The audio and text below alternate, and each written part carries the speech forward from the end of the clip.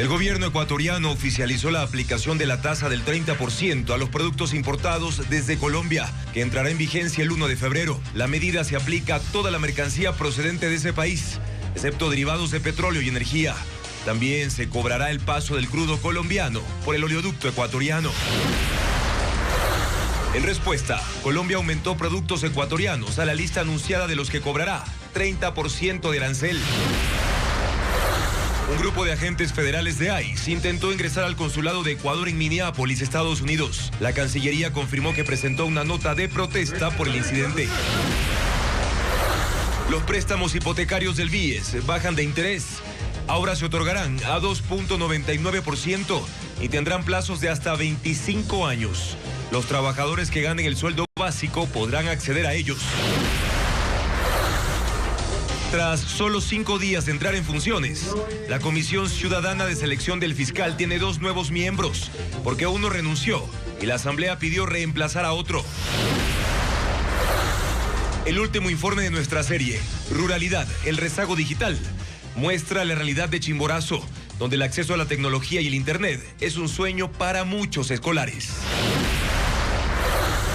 Familiares y amigos de la ex reina de Puerto López, Alina Piguave, marcharon vestidos de blanco pidiendo justicia y mayor apoyo para encontrarla, luego de un mes de su desaparición en el cantón Manabita. España prepara un plan masivo de regularización de 500.000 migrantes que hoy viven y trabajan sin documentos. Conozcan quiénes serán beneficiados. El delantero brasileño Daverson llegó a Quito para reforzar la Liga Deportiva Universitaria, en tanto que César Farías fue presentado oficialmente como entrenador de Barcelona. Las redadas de los agentes federales de ICE continuaron este martes en Minnesota, Estados Unidos. Incluso intentaron ingresar al consulado de Ecuador en Minneapolis. ¿Qué sucedió exactamente? Tenemos, amigos, la información aquí en Televistazo Estelar. Buenas noches y bienvenidos.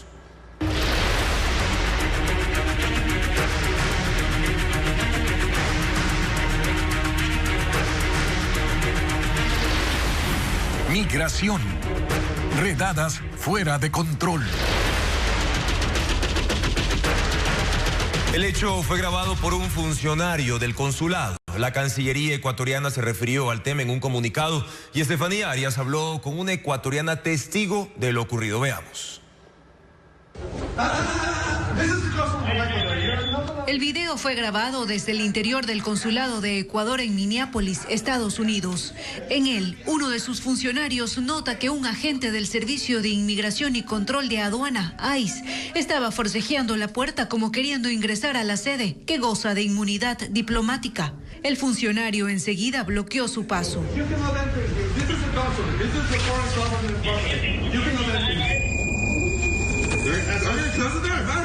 La Cancillería se refirió sobre el tema en un comunicado, confirmando que el hecho ocurrió a las 11 de la mañana y señalando que se garantizó la protección de los ecuatorianos que se encontraban en ese momento en la sede consular.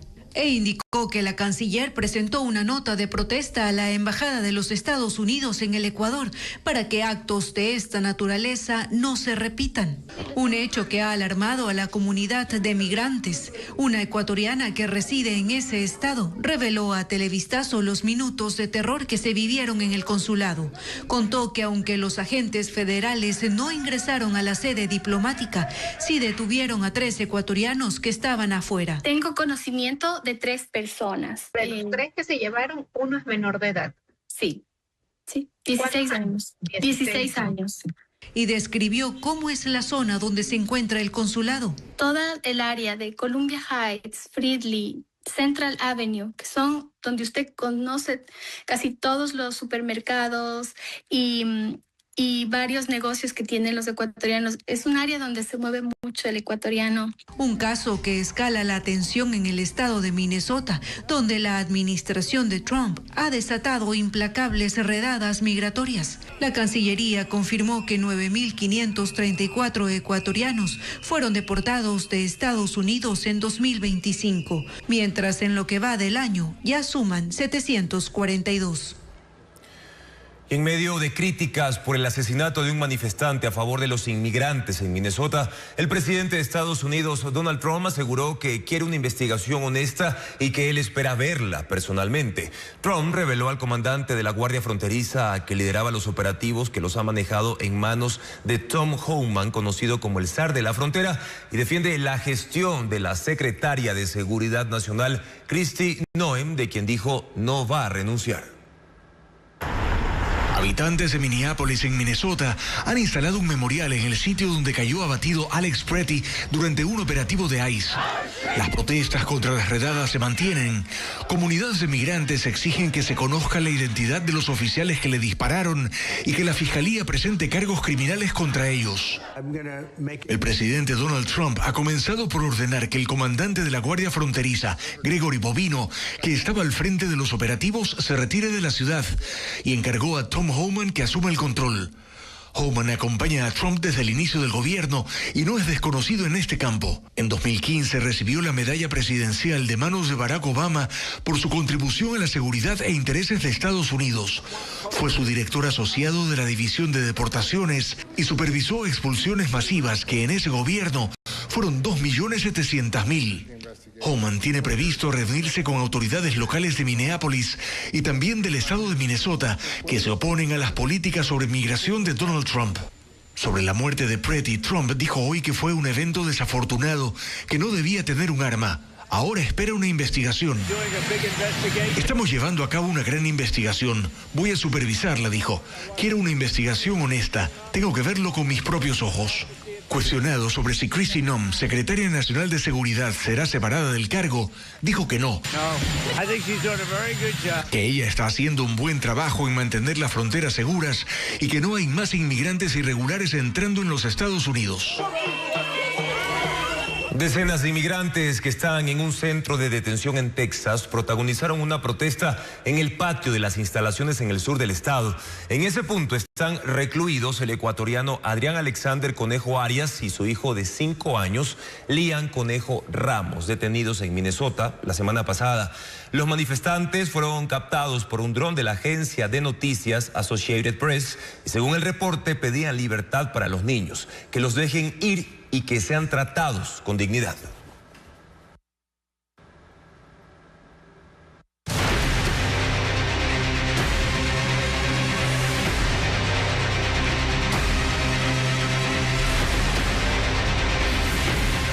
Ecuador, Colombia, guerra comercial.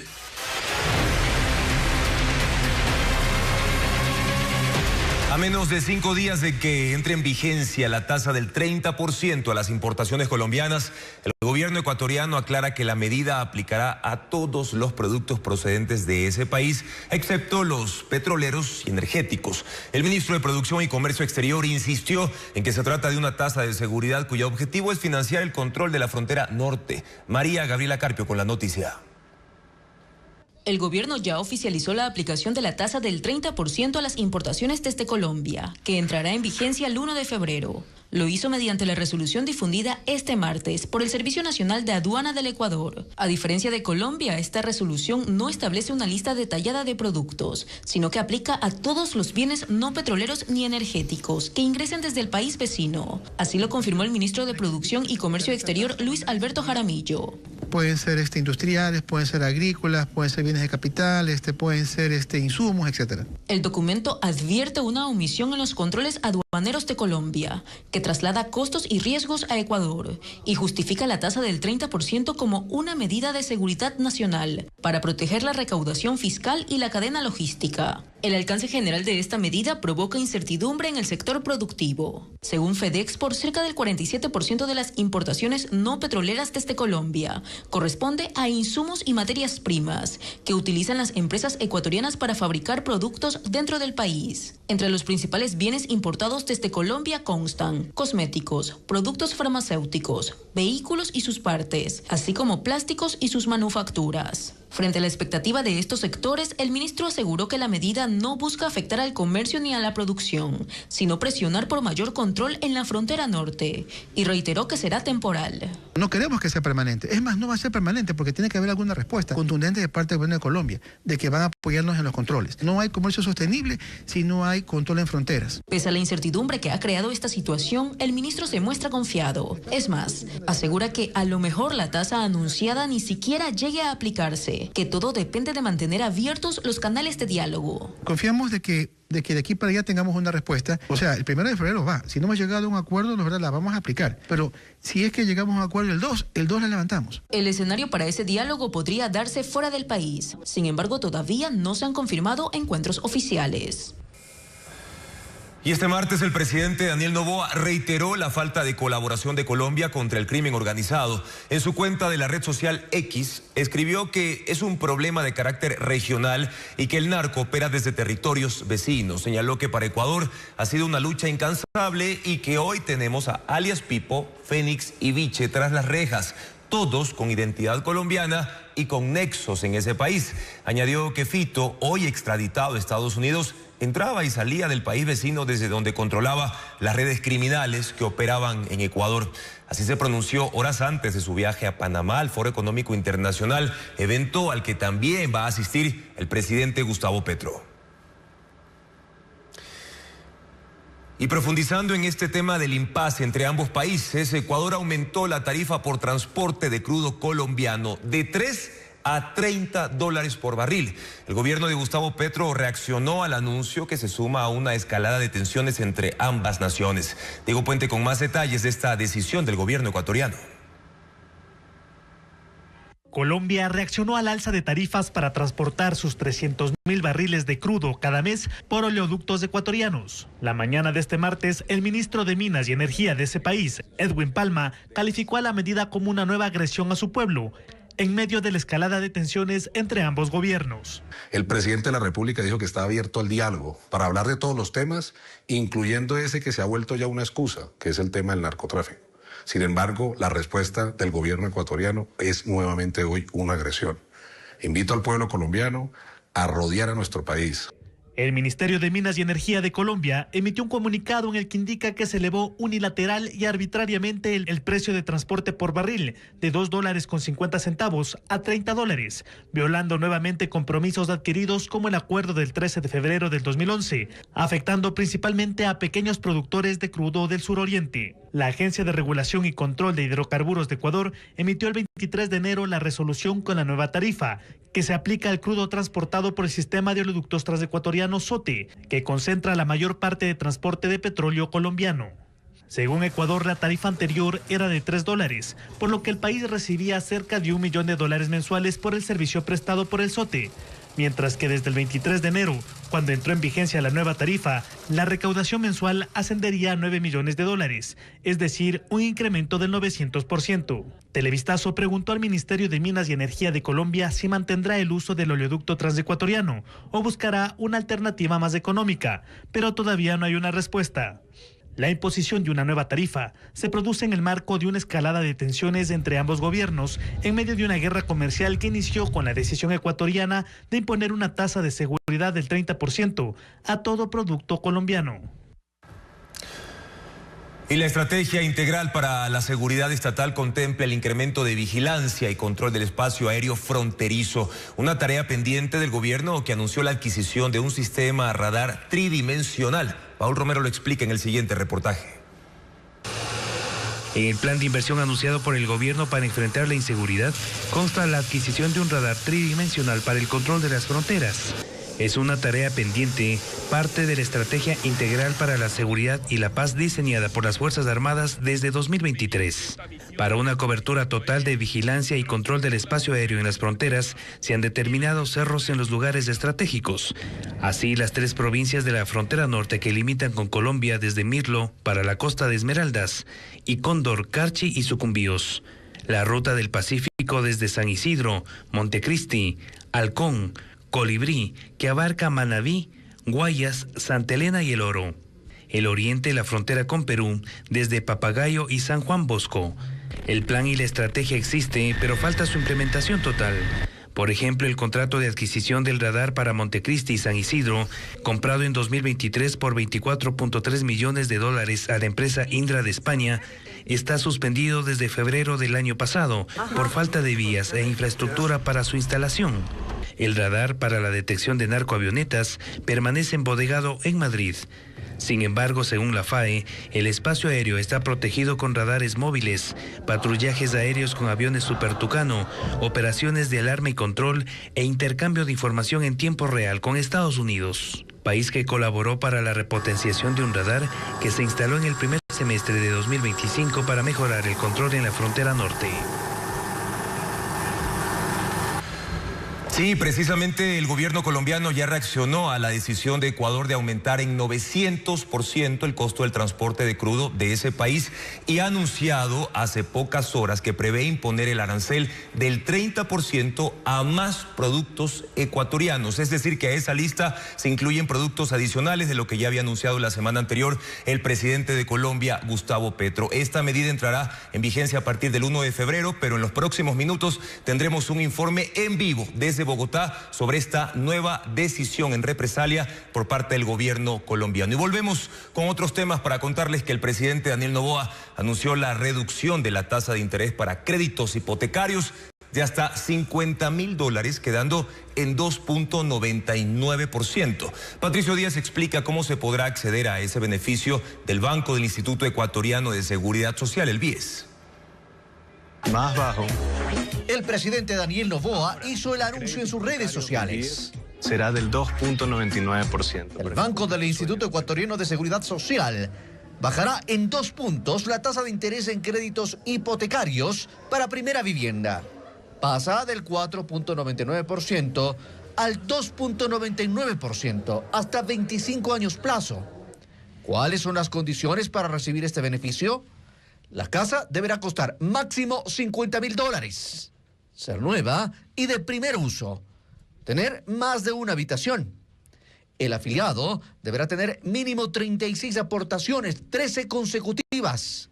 Sus ingresos familiares no pueden superar los $1.527. Según el gerente del banco, quienes ganan el salario básico podrían acceder a este préstamo. El sueldo es 482. Dependiendo si es que el cliente y el afiliado tenga obligaciones, el saldo que le queda de sus obligaciones o restado eso, se evalúa la capacidad de pago y le genera a usted el monto máximo del cual usted se puede endeudar. La precalificación puede hacerse en línea y el BIES puede entregar un financiamiento del 100%. De acuerdo al gerente de la entidad, esto impulsará también al sector de la construcción. La economía ecuatoriana tendrá una dinamización importante, puesto que los préstamos hipotecarios son una de las mayores fuentes de inyección de liquidez del sector de la construcción y sus encadenamientos. De acuerdo a los representantes del banco, la reducción de la tasa no afecta a los rendimientos que venían teniendo por los créditos. El BIES a nosotros nos solicita un rendimiento de mínimo 8.36% y hoy en día estamos muy por encima de eso. El BIES espera colocar en este tipo de créditos al menos $100 millones este año.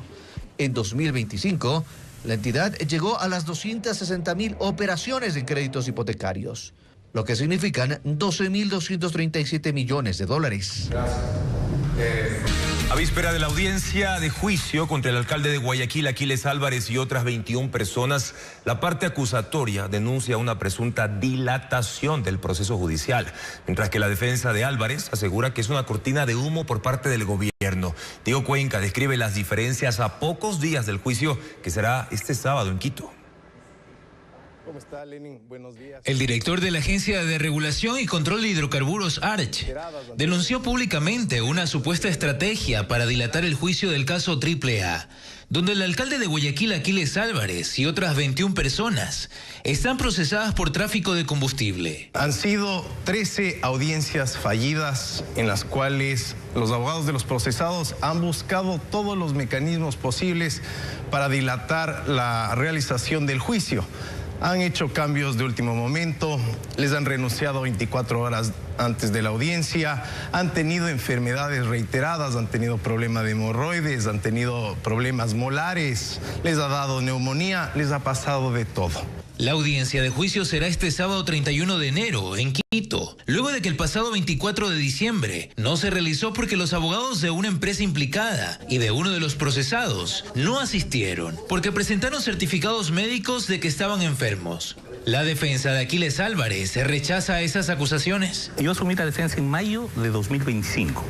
Desde entonces no hemos pedido un solo pedido de diferimiento de postergación de audiencias. Todo lo contrario, hemos acudido puntualmente, como lo hicimos el 24 de diciembre a las 14:30 que nos convocaron, estuvimos ahí. El director de la ARCH asegura que como medida de respaldo estarán disponibles defensores públicos para que el juicio no se detenga. Han designado a 4 defensores para que estén presentes en la sala de juicios el 31 de enero y se les ha entregado el expediente judicial. Por su parte, el alcalde de Guayaquil en redes sociales arremetió contra el titular de la ARCH, que es la parte acusatoria en el proceso penal. Su abogado, Ramiro García, agregó: porque se trata de utilizar a este caso como una cortina de humo respecto de los casos de corrupción cada vez más frecuentes del gobierno, pero sobre todo por el escándalo en la justicia, al haberse revelado que quien preside el Consejo de la Judicatura es un operador del narcotráfico. La Agencia de Regulación y Control de Hidrocarburos sostiene que cuenta con 185 elementos probatorios, entre ellos testimonios y documentos, para continuar con el juzgamiento.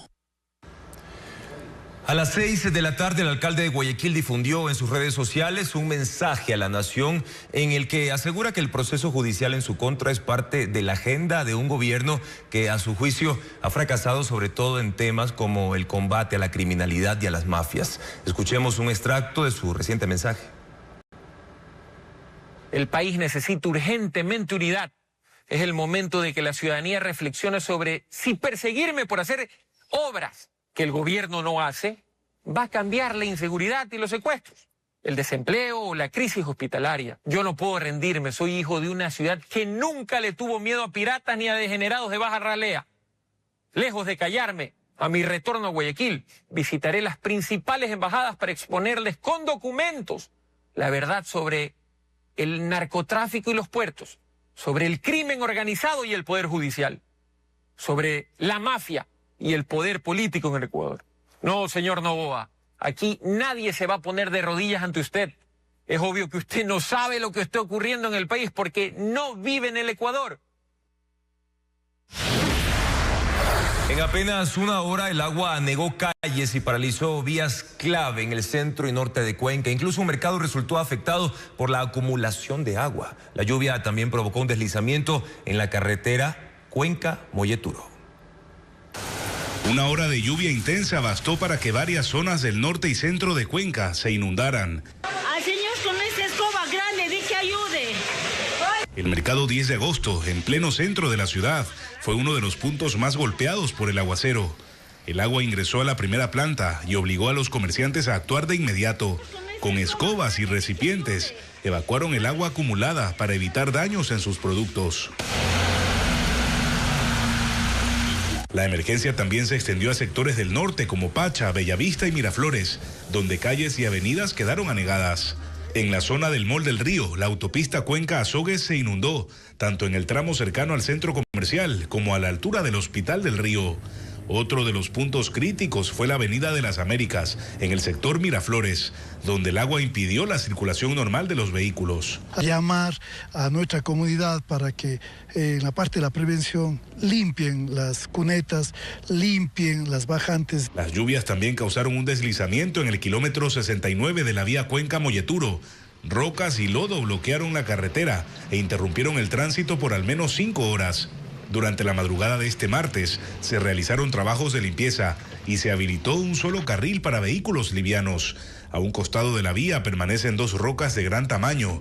Según el Ministerio de Infraestructura y Transporte, estas deberán ser perforadas para poder retirarlas de forma segura. Y ahora, más información porque los vehículos afectados por recibir gasolina mezclada con agua en una estación de Daule, en Guayas, serán reparados por la estación de combustible implicada, pero ¿Cuáles son los daños que soporta un carro cuando se contamina el sistema de almacenamiento de gasolina o diésel? Diego Cuenca conversó con un especialista automotriz quien describe las consecuencias, pero también los costos.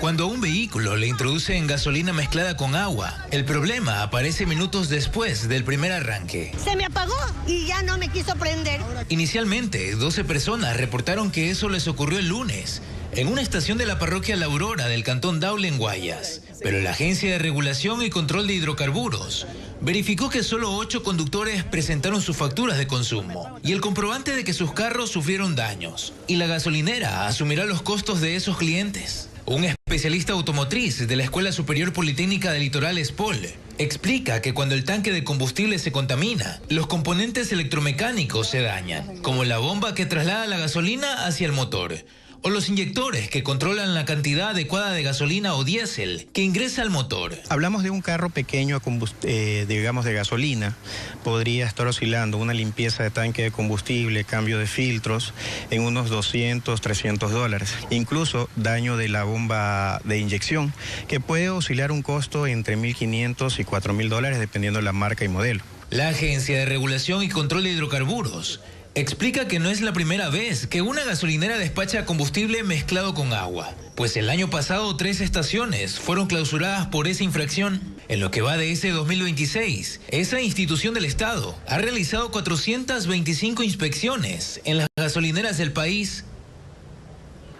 Seguimos informando. La rápida liberación de delincuentes que son detenidos pese a las pruebas contundentes preocupa al gobierno y también a la Policía Nacional.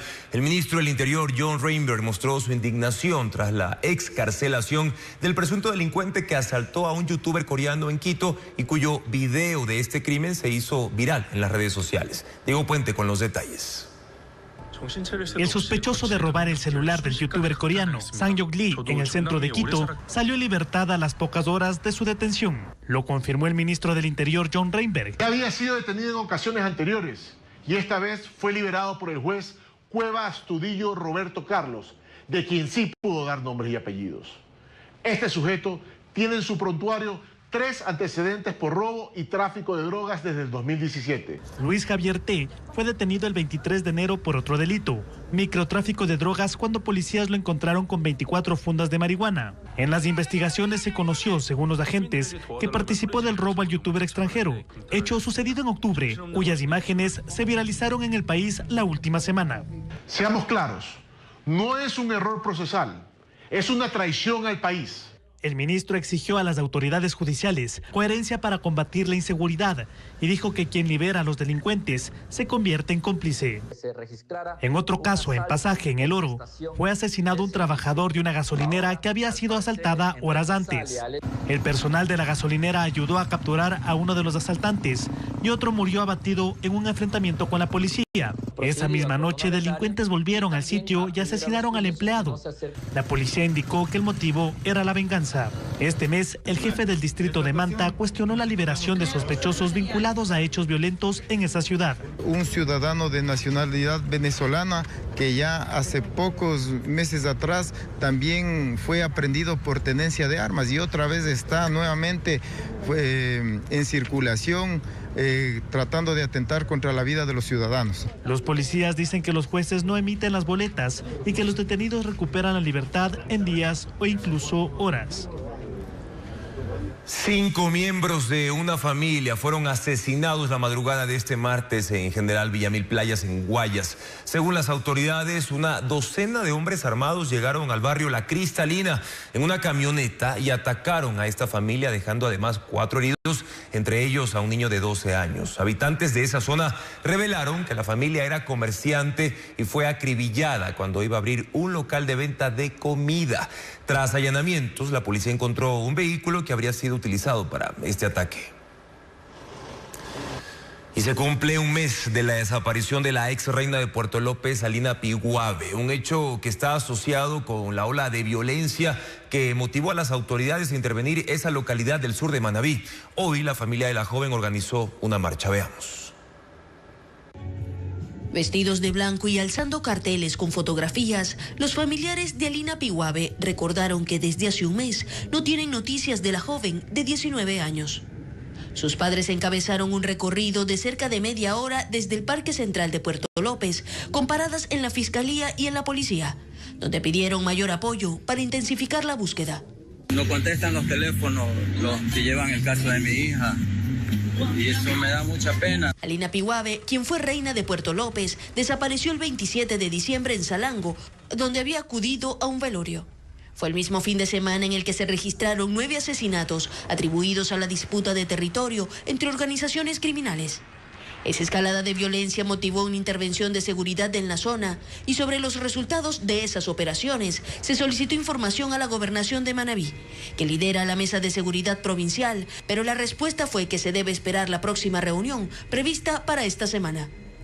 No obstante, con base en los datos de los primeros 15 días de operativos, se ejecutaron más de 30 allanamientos y se mantuvo patrullaje permanente en esa localidad de 25.000 habitantes, cuya economía depende de la pesca, el turismo y el comercio. Actividades que se han retomado con cautela y que aún no logran recuperarse. Pese a la alta afluencia de visitantes durante el feriado de Año Nuevo, el flujo turístico cayó tras el hallazgo de 5 cabezas humanas en la zona norte de la playa. Posteriormente, fueron encontrados 2 cuerpos en estado de descomposición. En total son 7 crímenes los que se han registrado en la localidad en lo que va de enero.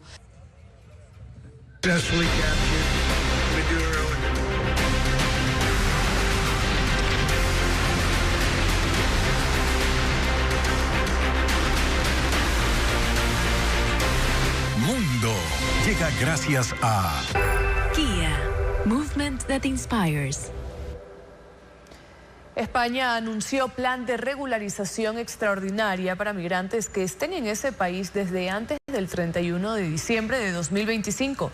Deben cumplir algunos requisitos para obtener permiso de residencia y de trabajo, pero esto no implica que tendrán automáticamente la nacionalidad española. Antes de comenzar, España se prepara para un plan masivo de regularización de migrantes que sacará de la sombra a 500.000 personas que hoy viven y trabajan sin documentos ni derechos legales. Con este proyecto podrán beneficiarse personas que antes del 31 de diciembre de 2025 hubieran solicitado protección internacional o llevaran al menos 5 meses en España. No deben tener antecedentes penales, recibirán residencia con permiso de trabajo y permitirá una regularización simultánea de hijos menores que estén en España. Llevamos toda la legislatura trabajando para encontrar terrenos comunes que mejoren la vida de la gente. Es lo que hacemos cuando damos oportunidad. El acuerdo fue negociado entre el gobernante Partido Socialista Obrero Español y el Partido Podemos. Según el Ejecutivo, se trata de proteger con plenos derechos laborales a quienes durante meses o incluso años han estado presentes en sectores clave como agricultura, hostelería, cuidados de salud y construcción, sosteniendo parte de la economía española sin un contrato. Al regularizar su situación, se les protege de explotación laboral, además de sumar sus aportaciones a la seguridad social. Las solicitudes para acogerse a esta regularización se podrán presentar desde abril hasta junio.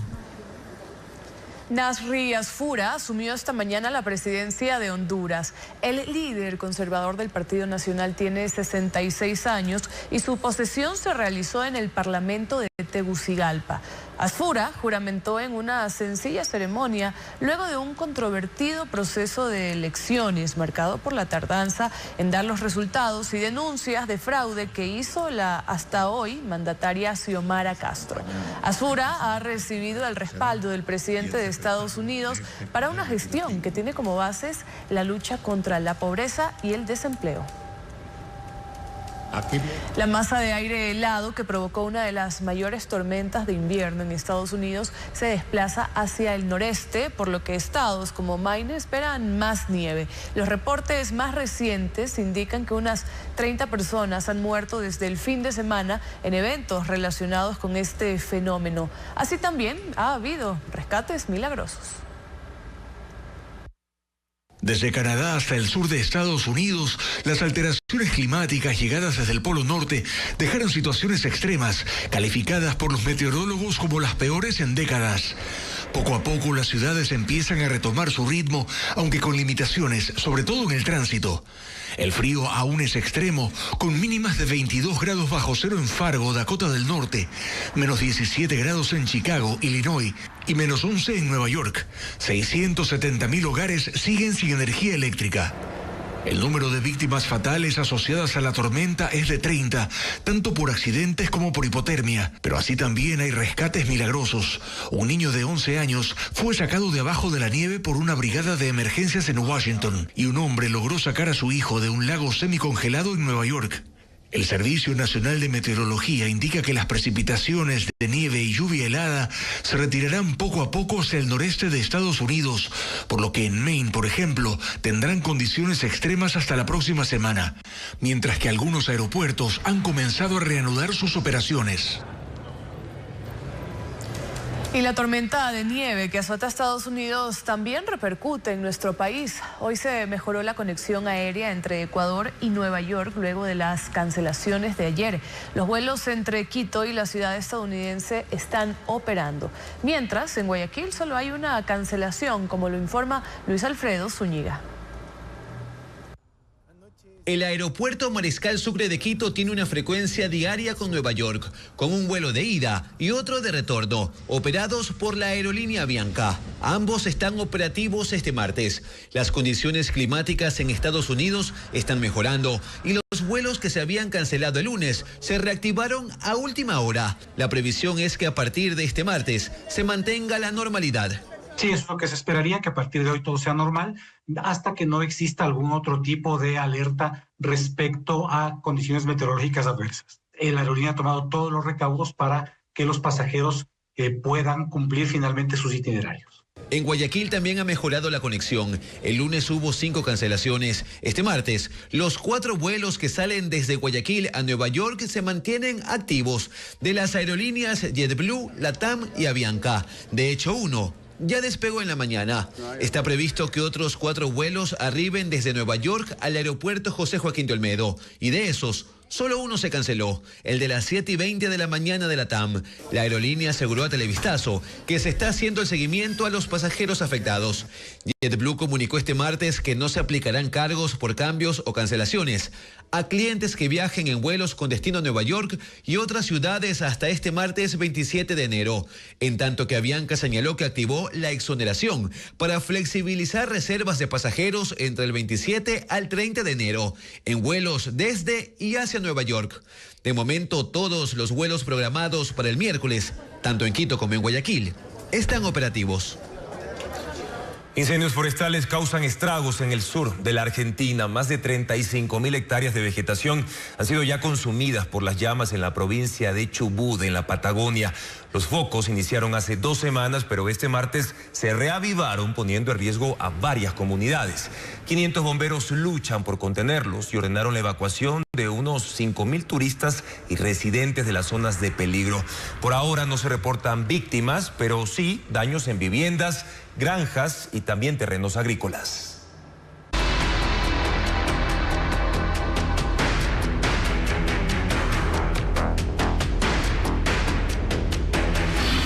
Ruralidad. El rezago digital.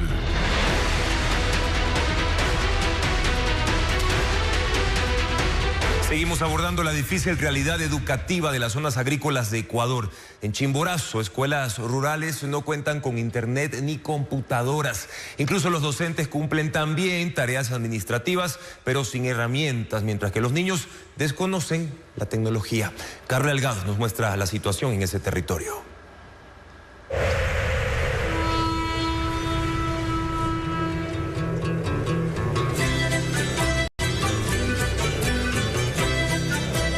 En las comunidades más alejadas de Chimborazo, donde sus habitantes enfrentan diariamente la pobreza, la brecha tecnológica se profundiza. En las escuelas esta realidad se traduce en limitaciones evidentes que afectan el acceso al desarrollo digital de niños y adolescentes. En esta escuela intercultural bilingüe no cuentan con servicio de internet. La señal es prácticamente nula. Una situación con la que deben lidiar a diario los docentes, quienes están obligados a llenar guías, responder correos electrónicos y cumplir con otras actividades administrativas, sin contar con las herramientas básicas. En la institución son pocos los niños que saben manejar un computador. Algunos sí saben, tienen en las casas, así, pero aquí, trabajar ellos con cada uno con su laptop, con sus o portátiles, no. Es triste, señala un maestro, porque esta carencia limita desde ahora sus posibilidades a futuro. El aprendizaje, usted sabe, es cada vez más técnico y también es pedagógico, pero evoluciona el sistema de esto con eso para poder avanzar. En otras escuelas de la provincia se repiten las mismas historias, planteles sin acceso a internet y otros que pese a contar con antenas no tienen computadoras. En algunos casos los equipos existen pero permanecen arrumados en bodegas porque ya no funcionan. El abandono estatal en las escuelas rurales va incluso más allá. Padres de familia relatan que los libros del Ministerio de Educación fueron entregados recién en diciembre, 3 meses después de iniciado el año lectivo. Y recién hoy día está trayendo el señor rector. Y eso es la mala voluntad. Lo mismo ocurrió con los uniformes escolares. Si ni siquiera acceden oportunamente a estos recursos básicos, señalan, resulta más lejano pensar en modernización y en procesos de digitalización para sus hijos.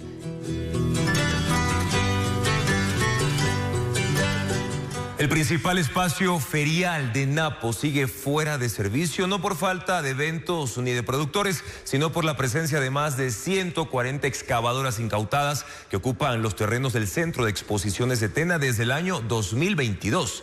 Elizabeth Quesada informa que las pérdidas, según la prefectura, bordean los $4 millones.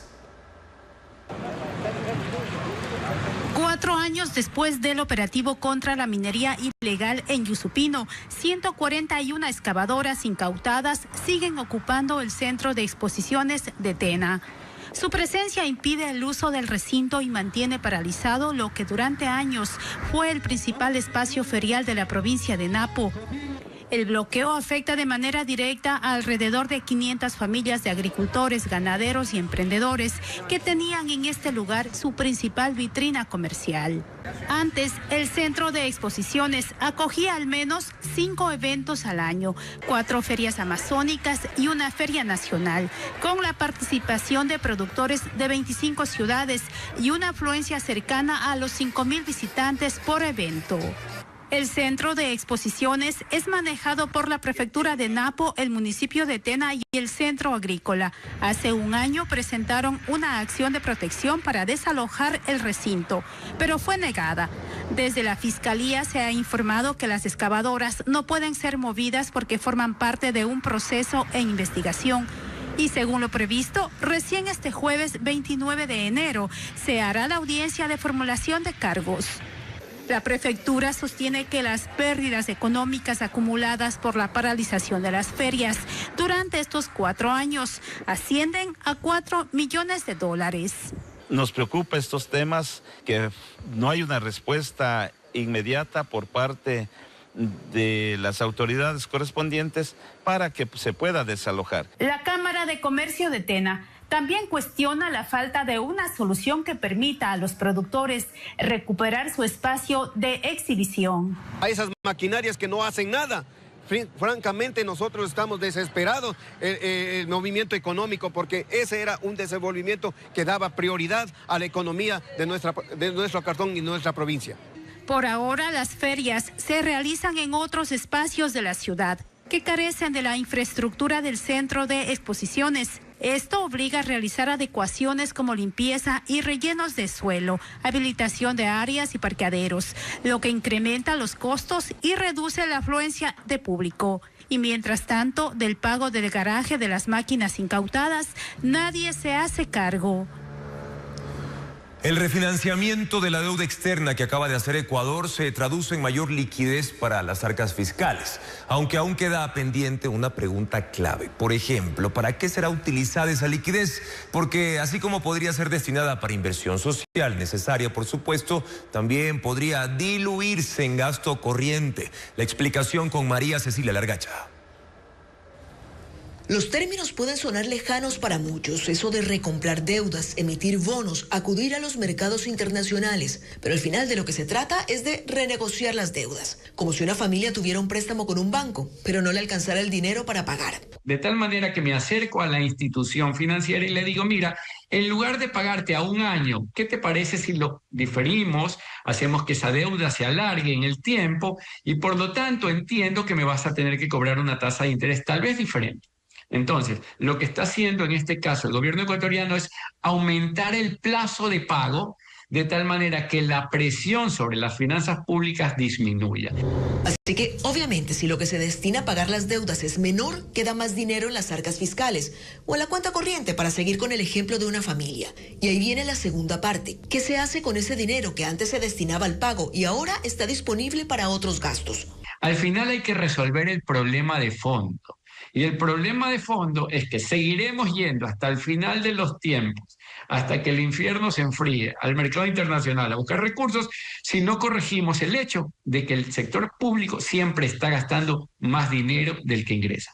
Él, como muchos otros analistas, ha recibido la noticia de esta renegociación con buenos ojos, porque el solo hecho de que Ecuador haya logrado volver a los mercados internacionales después de 7 años ya demuestra un buen manejo macroeconómico. De hecho, esta es la mayor emisión de bonos en la historia del país, $4.000 millones.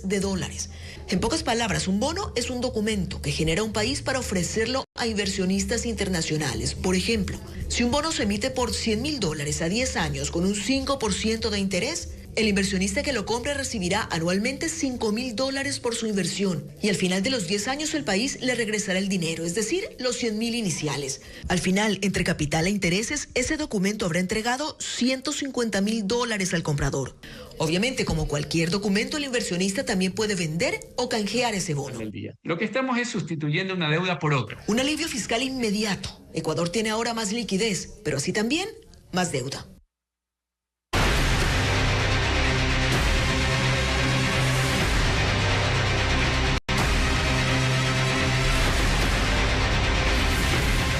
Ecuador, Colombia, guerra comercial.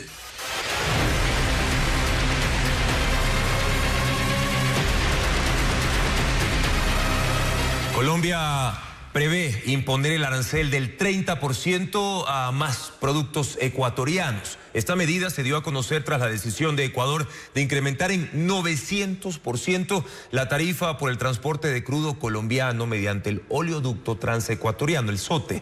Saludamos a Luis Eduardo Maldonado, nuestra cadena aliada Caracol Noticias, para conocer más acerca de esta resolución. Luis Eduardo, ¿qué se conoce sobre este tema? Bueno, mire, pues hubo una reunión de 13 ministros del gobierno, la ministra de Relaciones Exteriores, la ministra de la Economía y la ministra de Minas y Energía. Ellos han denunciado falta de voluntad del gobierno ecuatoriano para llegar a una mesa de diálogo y tratar de superar el impasse por las diferencias económicas, por la imposición de aranceles por parte del gobierno de Daniel Noboa. La ministra de Comercio ha anunciado que tiene listo un decreto con la imposición de nuevos impuestos para más productos que llegan de la República de Ecuador.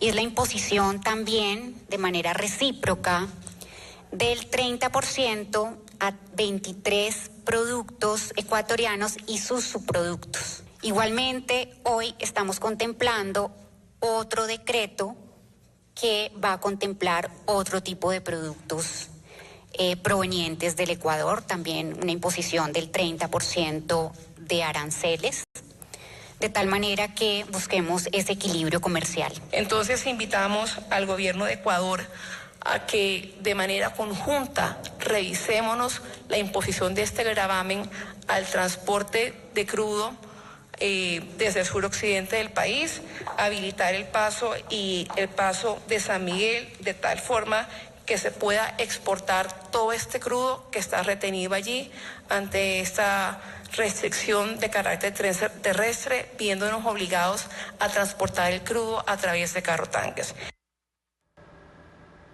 Ahora, la razón por la que el presidente ecuatoriano decidió aplicar el arancel a las importaciones de Colombia es porque a su criterio ese país ha descuidado su frontera con Ecuador. Sin embargo, hoy la canciller colombiana desmintió ese argumento.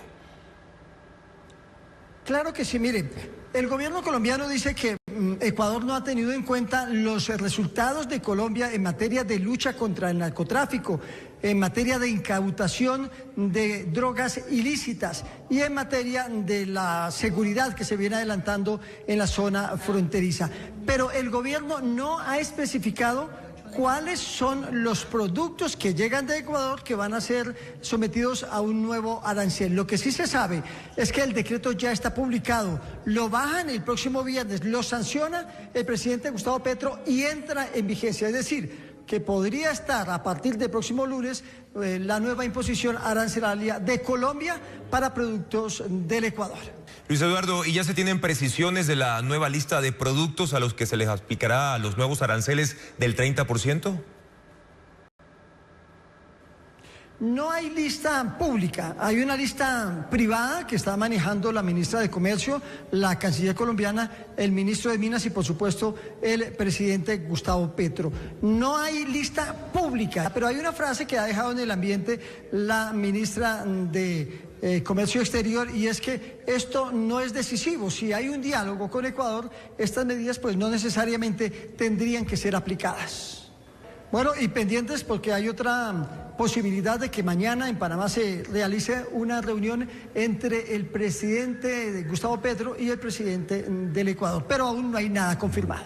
Estamos pendientes en caso de que haya acercamiento entre ambos mandatarios, tanto de Colombia como de Ecuador. Gracias a Luis Eduardo Maldonado, nuestra cadena aliada Caracol Noticias, por ese informe desde Bogotá, tras esta decisión de incluir a más productos ecuatorianos por parte de Colombia en la decisión de aplicar un arancel del 30% también desde el próximo 1 de febrero. Y el Consejo Consultivo Empresarial Andino expresó su preocupación por los impactos económicos que dejarían las medidas anunciadas entre Ecuador y Colombia. En ese marco, el presidente pro tempore del Consejo, Juan Carlos Navarro, señaló que durante el Foro Económico de la CAF se promoverá un espacio de diálogo. Informa Luis Alfredo Zúñiga.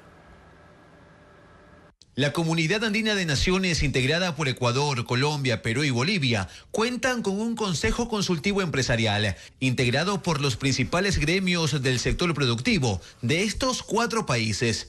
Ellos se reunieron este lunes y en un comunicado expresaron su preocupación por las medidas arancelarias anunciadas entre los gobiernos de Ecuador y Colombia, así como sus posibles impactos adversos en el comercio bilateral, mercados locales y actores productivos de ambos países.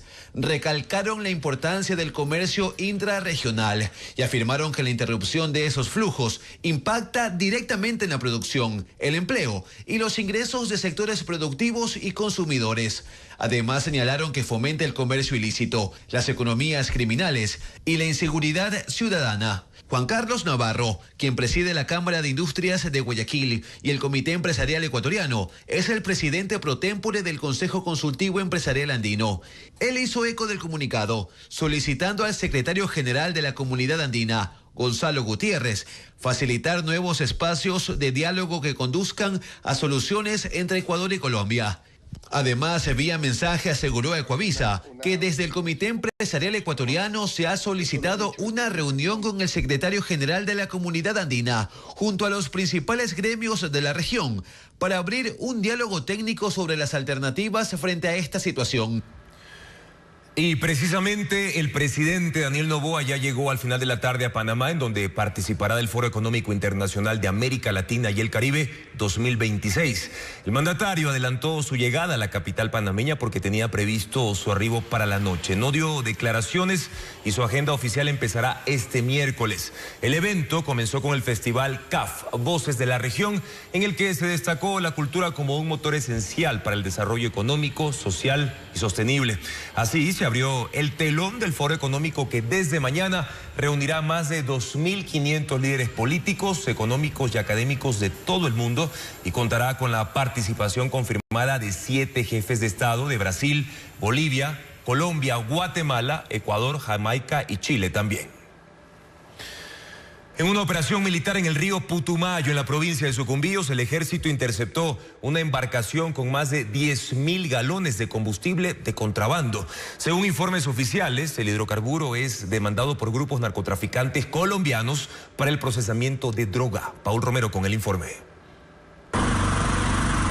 Son imágenes del momento en que patrullas del ejército interceptan una embarcación tipo barcaza cuando intentaba escapar por el río Putumayo que divide a Ecuador y Colombia entre la provincia de Sucumbíos y el departamento de Putumayo. La operación fluvial se realizó en el sector de Puerto El Carmen, en territorio ecuatoriano, después de que la tripulación de la barcaza pretendió evadir el control militar y abordaje de la embarcación de cerca de 50 metros de largo y 8 de ancho. La capacidad de carga se refleja en la cantidad de combustible de contrabando que transportaba por el río en 33 contenedores de 275 galones cada uno, otros 26 tanques de 55 galones. En total se decomisaron 10.505 galones de combustible. Una persona de nacionalidad colombiana fue detenida. Este tipo de combustible presumiblemente sería utilizado como precursor químico por organizaciones delictivas organizadas. El material decomisado tendría un valor aproximado en el mercado ilegal de $200.000 americanos. La embarcación y los derivados de hidrocarburos se decomisaron y están en cadena de custodia para la investigación fiscal. Según informes de inteligencia militar, en ese sector de la frontera norte operan las disidencias de las FARC, Comandos de la Frontera, Frente Carolina Ramírez, Frente Raúl Reyes, vinculados al narcotráfico, minería ilegal, entre otros delitos. El Consejo de Participación reorganiza la comisión de selección que desarrollará el concurso para fiscal general a días de su posesión. Los comisionados sesionarán este miércoles por primera vez para elegir a sus autoridades. Apenas 5 días después de haber sido conformada, la Comisión Ciudadana de Selección del concurso de fiscal general enfrenta un primer cambio. Tras el pedido de la Asamblea Nacional para tener un nuevo representante y también por la renuncia de la delegada del Ejecutivo, Silvana Ramírez por el Legislativo y David Flores Brand por la Presidencia, asumen funciones como comisionados titulares. Un giro inesperado e inusual que se suma a los cuestionamientos por falta de requisitos y conocimientos de los comisionados. Es un tema de falta de idoneidad, pero si es que no, empiezan nuevamente a surgir las suspicacias de por qué se están haciendo estos cambios. ¿Tenían algún tipo de impedimento para poder ser parte de la Comisión Ciudadana de Selección? ¿Existió algún tipo de cambio en la postura del Ejecutivo y el Legislativo al respecto de quién quiere tener estas dos entidades dentro del concurso? La posesión de los comisionados fue el pasado jueves 22 de enero. De acuerdo a Espinel, llamó la atención que pese a que el reglamento estipula que su primera sesión de trabajo debió ser 24 horas después, hasta el momento no han sesionado. Y pues claro, ahora encontramos la respuesta, la salida de 2 delegados de funciones del Estado. Parecería ser que esto responde a algún interés, a alguna necesidad de acuerdos políticos previos que quizás no se están logrando. La Fundación Ciudadanía y Desarrollo dio a conocer que el nuevo representante del Ejecutivo es el actual viceministro de Desarrollo Económico y la delegada del Legislativo fue coordinadora de protocolo en la Asamblea Nacional. Esto es algo que no podemos evitar. Lo que sí es importante es recordarle, actuar con responsabilidad e independencia. Ese es el deber ser. El Legislativo y el Ejecutivo deberán enviar al Consejo de Participación un nombre adicional para los comisionados suplentes. Luego de 2 días de inducción y capacitación, la Comisión Ciudadana de Selección sesionará este miércoles para elegir a sus autoridades. El agua ya no alcanza en Pujilí, con solo 2 vertientes activas, pozos que no superan el 20% de operatividad y un caudal insuficiente. El sistema no cubre la demanda del cantón y en varios sectores el servicio llega racionado. Sandy Espinosa con la situación. Las vertientes que durante 5 décadas abastecieron de agua al cantón Pujilí en Cotopaxi se están secando. La escasez de lluvias, el crecimiento urbano sin planificación y un sistema al límite configuran una crisis que ya se siente en los hogares. La empresa pública de agua potable y alcantarillado EPAPAP debe abastecer a 30.000 usuarios. Sin embargo, el suministro depende únicamente de 2 fuentes superficiales y de 4 pozos profundos cuya operatividad no alcanza ni el 20%. Los reservorios se ven así, vacíos. Pujilí está en jaque. Tenemos en la realidad no más de 22 a 23 litros por segundo. Necesitaríamos entre 100 y 120 litros por segundo. Este déficit limita el servicio en al menos 7 barrios. En estos sectores el agua llega apenas durante 10 horas al día y con baja presión. La situación es es aún más crítica en barrios como San Sebastián, San Juan y 3 de Mayo, ubicados en zonas altas. Allí el agua no fluye durante jornadas completas. Sus habitantes dependen del abastecimiento del cuerpo de bomberos y cuando no alcanza, deben comprarla. Aquí también funcionan un centro de salud tipo A y 2 unidades educativas, que ahora recolectan agua en cisternas para poder mantenerse operativas. No tener agua ni donde, como puedo decir, ni para lavar la ropa, ni para la comida. Unos tachos para así abastecer solamente un día o 2 días nomás. Cada tacho nos vende a $1, $2 del tanquero. A este escenario se suman las conexiones clandestinas. Como medida inmediata, EPAPAP suspendió la entrega de permisos a 60 urbanizaciones, algunas ya construidas, mientras la demanda supera con creces la capacidad del sistema y la escasez marca la rutina de Pujilí. Seguimos informando, amigos. Les recordamos que estamos en vivo también por ecuavisa.com y nuestra app Ecuavisa Play. Les contamos ahora que falleció el primer baterista de la icónica banda Tranzas, la noticia que conmovió al panorama musical ecuatoriano. Mientras, en el ámbito internacional, inició la Semana de la Moda de París, que dictará las tendencias de la temporada. Que no vas a encontrar nunca. Jorge Ponce, primer baterista de Tranzas, falleció a los 55 años. Formó parte de la agrupación guayaquileña desde finales de los años 80 hasta 1992, cuando finalizó su etapa en la banda. Durante ese periodo se popularizaron temas como Plástica. La Semana de la Moda en París continúa. En esta jornada destacó la presentación de la colección Primavera-Verano de Chanel, en la que predominó la estética masculina, con estampados, vuelos, conjuntos midi y vestidos rectos. Otras casas de moda presentarán sus tendencias hasta el 29 de enero. Luis Fonsi y Feid se unen por primera vez en el sencillo Cambiaré, que se posiciona como tendencia musical en YouTube. La canción fusiona merengue, salsa y reggaetón. El videoclip fue grabado en la calle San Sebastián en el viejo San Juan, Puerto Rico. Papaya Dada y la Máquina Camaleón presentan una nueva versión del tema Motora, una mezcla de indie psicodélico con cumbia. El sencillo original fue lanzado en 2017 y forma parte del álbum Amarilla de la Máquina Camaleón. Deportes, hablemos ahora de literatura porque la activista y abogada guayaquileña Anunciata Valdés presentó este martes su nuevo libro titulado La audacia de los sueños en el Museo Arqueológico y de Arte Contemporáneo en Guayaquil, el MAC. La obra combina vivencias personales con análisis jurídico y elementos de memoria histórica, planteando una reflexión sobre la equidad y los derechos humanos. También recoge el testimonio de 30 personas que marcaron su vida, entre familiares, educadores y activistas por los derechos de las mujeres. La obra de Anunciata Valdés ya está disponible en librerías a un valor de $15. Y en el mundo del cine se anunciaron ya los nominados a los premios BAFTA, los prestigiosos galardones de la Academia Británica de Cine, considerados la antesala de los premios Oscar. La ceremonia, que será el 22 de febrero, definirá tendencias en la temporada de galas.